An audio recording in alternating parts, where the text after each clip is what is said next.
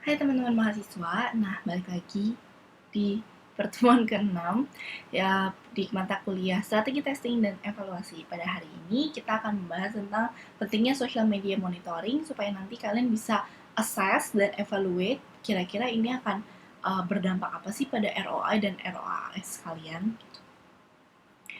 Seperti biasa, Key Learnings hari ini akan terbagi menjadi 3, definisi dan implementasi dari SCM itu apa, kedua, implikasi dan kerangka kerjanya bagaimana, dan ketiga, cara mengukur SCM.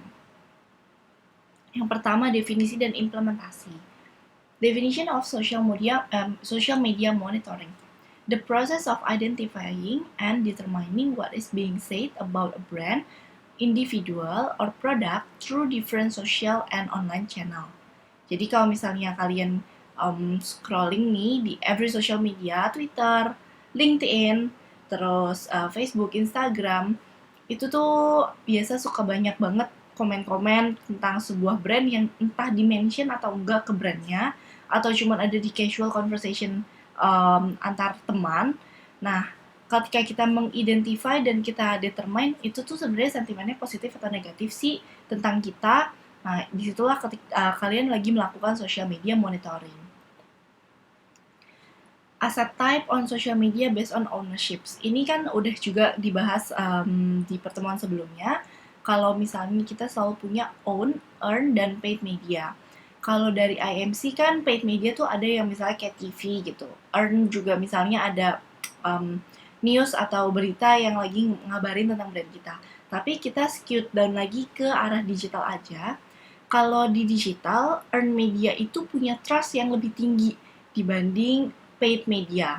Jadi orang-orang Indonesia ini sebenarnya udah pintar kalau mereka melihat orang lain ngomongin tentang suatu produk atau brand, mereka lebih percaya dibanding dengan iklan. Beda kalau zaman dulu tuh karena source of information mereka terbatas, makanya mereka percaya banget sama iklan gitu. Cuma jangan salah, di zaman sekarang banyak juga word of mouth, buzz, forums itu tuh sebenarnya di riding atau didesain sama tim marketing. Jadi misalnya kalau kalian ke Female Daily terus ada yang ngomong tentang susu terbaik untuk anak 1 tahun, terus di bawahnya ada yang ngomongin tentang brand gitu. Walaupun dari orang-orang lain, bisa aja dari tim marketing atau tim brand itu yang memulai pertama kali topik itu gitu, supaya mereka punya celah untuk masuk ke dalam dan ngebahas tentang brand mereka tuh kayak apa. Walaupun nggak langsung si official brandnya yang muncul ya, bisa juga lewat ibu-ibu lain yang kita biasa sebut micro influencer atau nano influencer. Terus third party blog, misalnya kayak kalau lagi ngomongin Andra Alodita tuh sering banget ngomongin tentang madu sih yang aku dapat gitu. Nah, madu-madu itu kan udah mulai ada brandnya yang masuk ke sana. Nah, itu adalah earned media. Bisa dikategorikan sebagai earned media. Dan trustnya tuh punya level yang lebih tinggi dibanding dengan kalau kita own media, social media management, website gitu kan, ataupun paid media. Itu tuh, tapi kita punya kontrol yang lebih jauh, kontrol yang lebih signifikan dan lebih pasti gitu dibanding kalau earned media. Kita nggak bisa kontrol semua orang mau ngomong apa tentang brand kita, tapi kita bisa kontrol kita membayar uh, produk atau placement di suatu tempat ini, ya mereka harus ngomong sesuai yang kita mau gitu. Makanya trustnya lebih rendah tapi kontrolnya tinggi. Nah, untuk implikasi dan kerangka kerja social media monitoring, social media monitoring, variabel untuk monitornya tuh ada banyak. Satu, audiens, misalnya gini, kalian jualan produk susu baby, misalnya susu umur susu toddler gitu, susu untuk anak umur 1 tahun. Benar nggak sih yang ngomongin kalian itu ibu-ibu yang punya anak umur segitu juga, atau bahkan yang ngomongin tuh malah ibu-ibu yang usia anaknya tuh udah 5 tahun, udah SD atau udah SMP gitu. Kalian lihat kalau misalnya ternyata nggak sesuai, berarti ada sesuatu yang salah di marketing activities kalian. Kalian nggak nyampe ke audiens yang tepat gitu. Terus variabel berikutnya adalah brand atau product mention. Di setiap produk atau brand mention bisa ada sentimennya. Apakah itu negatif, apakah itu netral, apakah itu positif gitu. Itu perlu dimonitor. Oh ya, itu udah langsung ke si poin yang ketiga. Terus yang keempat, cross platform. Jadi misalnya kalau di Twitter sentimen kita tuh kebanyakan positif, tapi kalau di Instagram kok negatif ya, misalnya kayak gitu. Jadi kita juga ngebandingin nih dari cross platform. Dari situ kita akan tahu, oh ya udah kalau kayak gitu, misalnya di Twitter udah bagus nih, kita berarti activity-nya udah benar. Di Instagram gimana ya orang-orang di Instagram ini supaya bisa ngomongin hal yang lebih baik tentang kita gitu. Terus yang terakhir share of voice. Share of voice itu supaya kita nggak living in the bubble. Artinya apa? Kadang-kadang sebuah brand merasa udah seneng ketika ada 10 orang atau 100 orang yang mention dirinya per harinya. Padahal potensi untuk dia diomongin, kategori dia diomongin itu ada 1000 gitu. Padahal kan dia baru unlock 10% ya kan. Tapi kalau dia nggak pernah ngitungin share of voice-nya, mereka nggak tahu potensinya berapa. Mereka cuma tahu, oh iya 100 itu angka yang bagus untuk mereka. Angka yang udah memuaskan. Padahal potensinya bisa lebih besar lagi. Makanya kita tetap perlu monitor share of voice.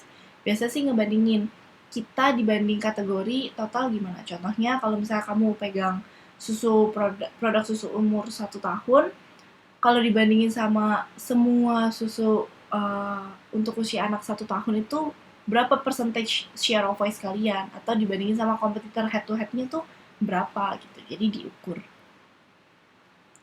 SCM is all about platform and tools.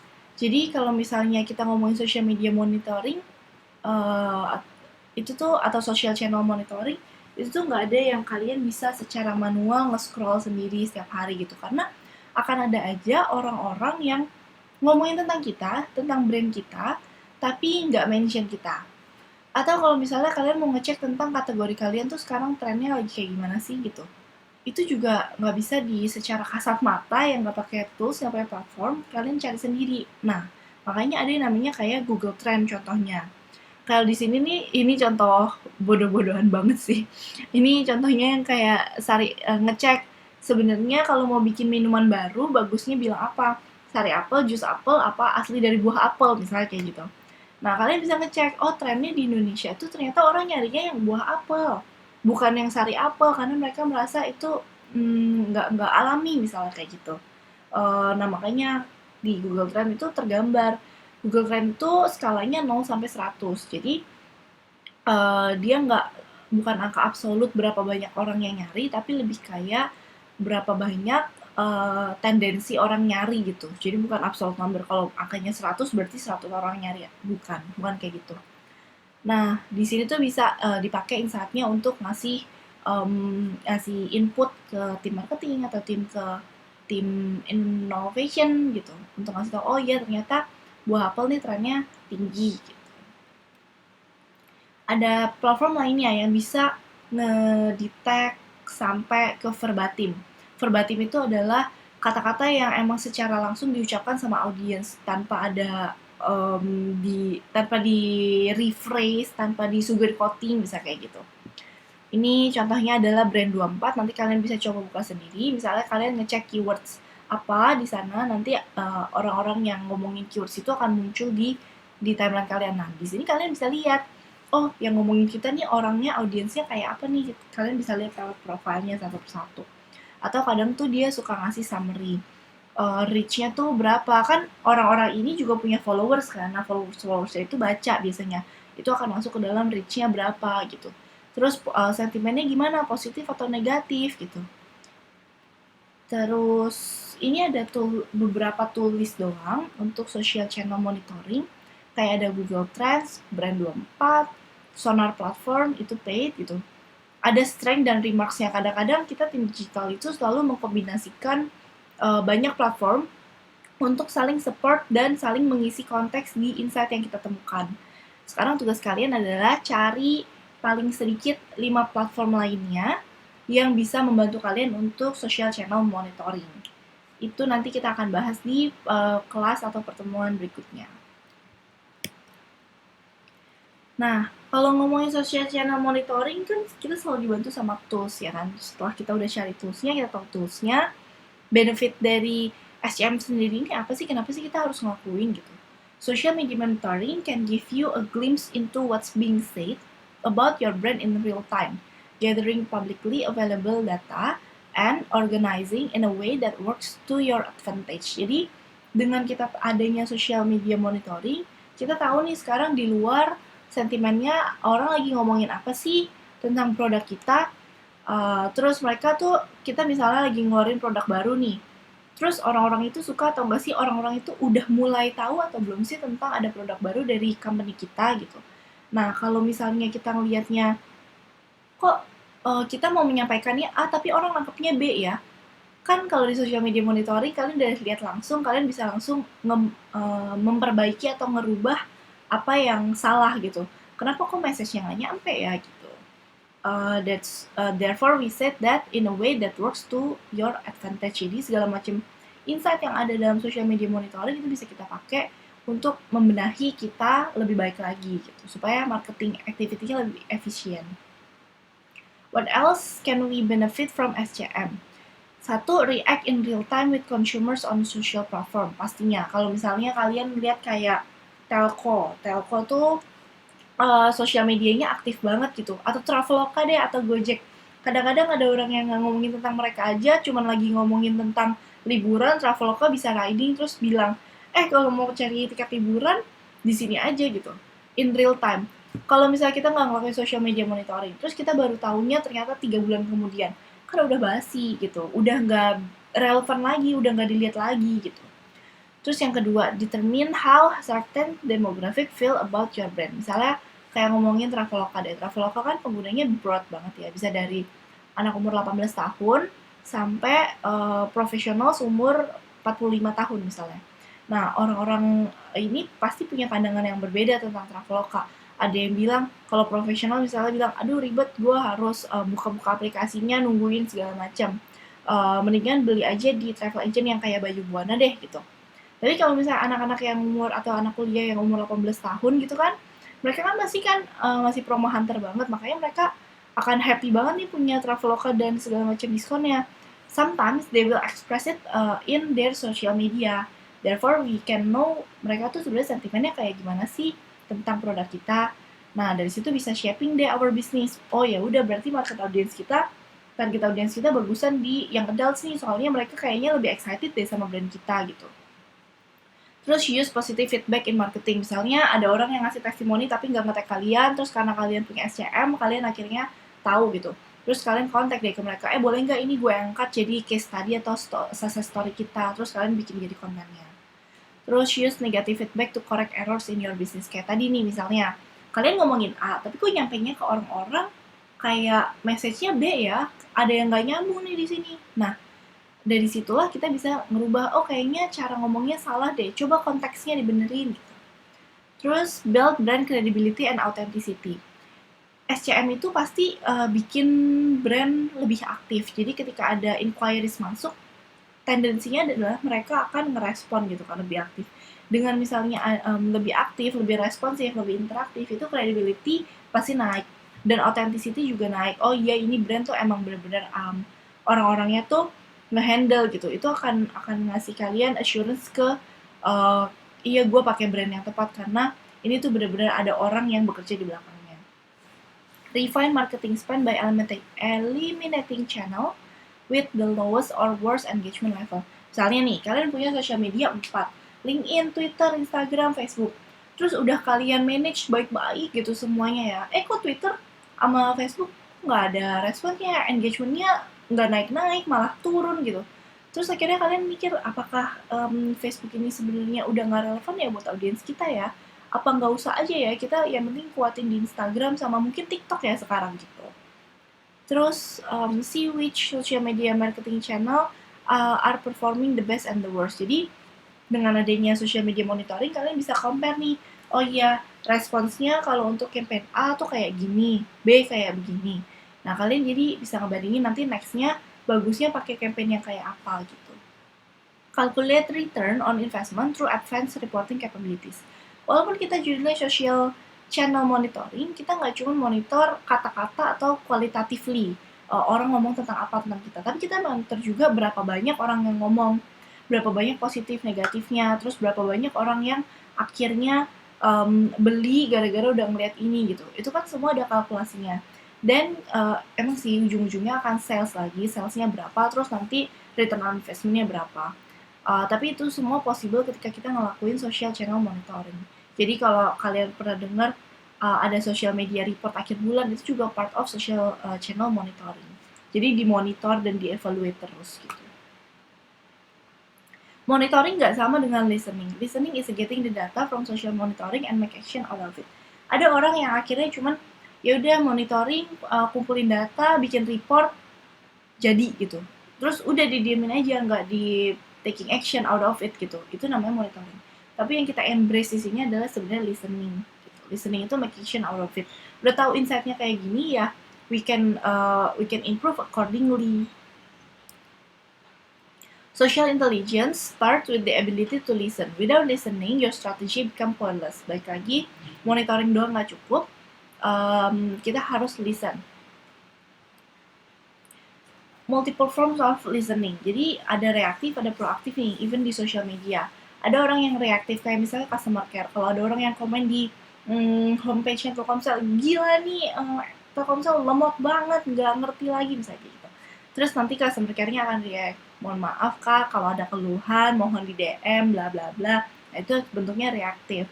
Most likely ada di customer care, help desk, terus brand monitoring. Brand monitoring tuh yang kayak sentimennya apa, terus nanti bikin release misalnya tentang itu gitu. E-reputation. Atau ada yang proaktif. Proaktif itu sifatnya untuk mencari trend, detection atau projection. Misalnya kalian melihat nih, misalnya aku kerja di perusahaan yang pursuing banget value organik. Aku ngelihat nih trennya sebenarnya di dunia atau pengertian orang-orang tentang organik sendiri itu udah kayak apa sih. Nah makanya akhirnya aku tahu harus startnya dari mana gitu. Itu makanya proaktif sebutannya. Jadi mencari insight dari social media monitoring untuk memberikan sesuatu improvement yang sifatnya proaktif, inisiatif gitu. Bukan untuk mengkoreksi sesuatu, tapi untuk menginisiat sesuatu. Terus competitor tracking itu juga proaktif. Jadi kita tahu nih kira-kira next move-nya kompetitor tuh apa gitu, projection. Terus proaktif consumer needs, direct and indirect. Misalnya contohnya kayak gini. Zaman dulu ibu-ibu tuh nggak terlalu mikirin tentang hygiene sanitasi berlebihan sampai setiap hari harus pakai hand sanitizer misalnya. Kalau kita listening, sekarang kita ngelihat even nggak pandemik nanti sekalipun, ibu-ibu masih akan tetap punya hand sanitizer di dalam tas mereka misalnya kayak gitu. Itu tuh hal-hal yang bisa kita dapatin insight-nya dari proactive listening. Ada ibu-ibu yang misalnya cerita tentang, ya walaupun nggak pandemi sih gue akan tetap taruh hand sanitizer di tas gue misalnya kayak gitu. Nah dari situ kan kalian tahu ternyata kedepannya hand sanitizer itu masih akan relevan. Nah gimana caranya supaya atau sanitasi atau hygiene itu masih akan relevan, gimana caranya kalian nge-link produk itu dengan apa yang ibu-ibu sekarang lagi fokus misalnya gitu. Product development. Terus misalnya gini, karena sekarang semua orang pakai masker, makanya sekarang bagian pipinya cewek-cewek itu pada sering berminyak, pori-porinya ketutupan, jadi minyak berlebih dan berjerawat. Nah itu kan ada curhatan-curhatan. Kalau kalian ngelakuin listening, kalian tahu next product development buat skincare bagusnya buat ini ya, jerawat yang buat orang-orang yang pakai masker bisa gitu.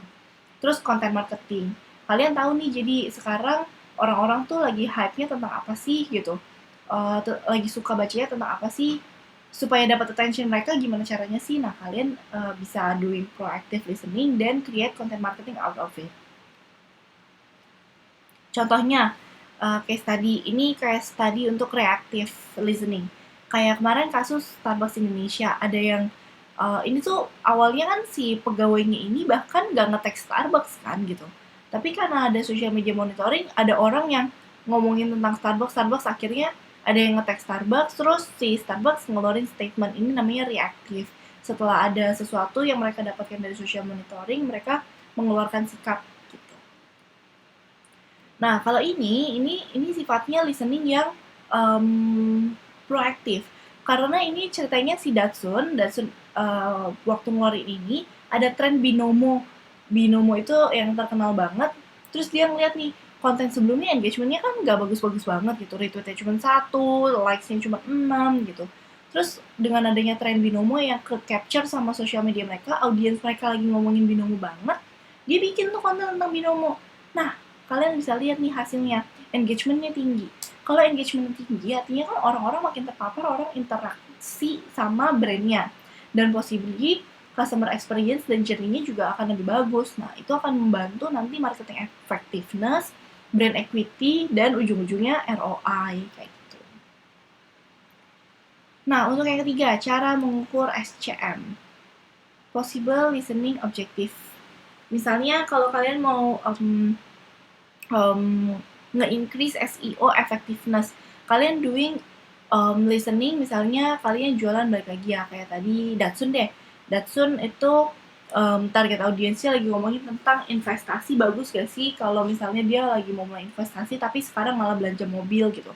Nah, nanti kalian bisa bikin konten marketing yang terkait dengan itu, terus masukin keyword-keywordnya yang bagus, yang memang mereka lagi cari, yang audiens kalian lagi cari. Nah, disitulah kalian bisa membantu increase SEO kalian.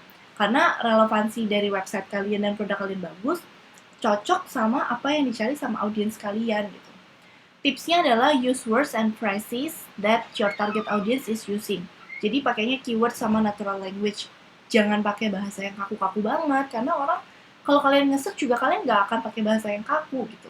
Dan selalu bergerak dari audience atau target market point of view. Instead of kalian bilang apa namanya, contohnya adalah keyword tuh yang kayak misalnya susu anak murah, mobil ramah lingkungan tapi murah, misalnya kayak gitu. Itu kan audience point of view banget. Kedua, business reason to listen adalah untuk gain customer dan market insight. Seperti yang kayak tadi, ada need sama solution yang bisa kita detect dengan adanya listening. Fine tuning marketing promises, RTB kita tuh udah cocok atau belum. Kayak kalau kalian dulu lihat Royco tuh cuma ngomongin tentang makanan enak pakai Royco gitu kan. Kalau zaman sekarang, karena lagi pandemi, needs-nya kan tentang keimunitas ya kan.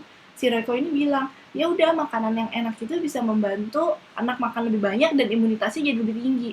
Nah, itu kan kalian dapetin semua dari listening. Brand management, improve PR and shareholder relations, monitor PR effort, detect new PR opportunities, improve investor relation. Kalian lihat ada yang hype apa di lapangan, misalnya kalau yang berani banget sih tentang misalnya kayak kemarin Black Lives Matter gitu. Kalau kalian udah tahu ada sesuatu yang tren dan ternyata cocok sama value kalian, kalian bisa riding on it. Increase market and product awareness, dengan riding on trending, potensi kalian untuk terdiscover sama orang-orang baru tuh lebih besar. Jadi product awareness-nya juga possibly makin besar. Generate leads, dengan awareness yang makin besar, itu akan impact ke kayak biasa marketing funnel ke bawahnya gitu. Dengan orang yang lebih banyak tahu, potensi untuk orang yang mau beli juga jadinya lebih banyak. Gitu. Gain competitive insight, baik lagi kayak tadi proaktif kan bisa ngelihat kompetitor ngapain, kategorinya tuh atau trennya tuh ngapain gitu. Nah, kalau result sama possible KPI yang ada di dalam social media monitoring itu ada terbagi jadi 4, attention and appreciation. Contohnya adalah kayak misalnya awareness di social channel, kalian bisa ngitung tuh ngukur share of voice-nya berapa banyak orang yang refer kalian, atau kita sebutnya referrals from audience through website gitu. Terus brand engagement sama appreciation-nya sebanyak apa. Terus kalian bisa ngenilai itu atau bisa ngukur tuh subscribers-nya udah nambah atau belum, subscribers-nya bergerak positif atau enggak, followers-nya sekarang berapa, positive mention-nya berapa. Atau kalau insight itu stimulate innovation. KPI yang kalian bisa lihat, trending topics-nya tuh sekarang lagi apa, trend times-nya tuh lagi apa, competitor actives-nya tuh apa gitu. Ini bentuk report atau KPI-nya tuh nggak cuma kuantitatif ya, bisa juga kualitatif, berbentuk explanation. Terus action. Misalnya dengan adanya social media monitoring, kalian jadi tahu nih berapa banyak orang yang sign up later, atau misalnya kayak kita sebutnya lead acquisition, berapa banyak orang yang ngisi form untuk test drive, misalnya kalau kalian jual mobil gitu. Online orders kalian ada berapa, leads-nya ada berapa gitu. Terus dengan adanya social media monitoring, kalian juga bisa ngeliat berapa banyak orang yang mengadvocate kalian, yang create words of mouth, berapa banyak yang influence orang lain untuk beli produk kalian. Advocates kalian sekarang udah nambah belum base-nya, communities udah nambah atau belum, referrals-nya udah nambah atau belum. Nah, kalau ngomongin social media monitoring itu kan ranahnya besar banget. Biasanya sih kalau kita ngomongin monitoringnya itu dalam bentuk kualitatif atau konteks atau conversation, itu kita akan mengsegmentasikan ke beberapa subtopik atau level gitu. Jadi misalnya ada conversation yang ngomongin tentang brand kita. Brand itu kan bisa dibagi lagi. Dia ngomongin brand tuh ngomongin tentang image-nya atau ngomongin tentang produk attributes-nya. Kita segmentasi dulu tuh dari setiap conversation, karena conversation yang masuk banyak banget.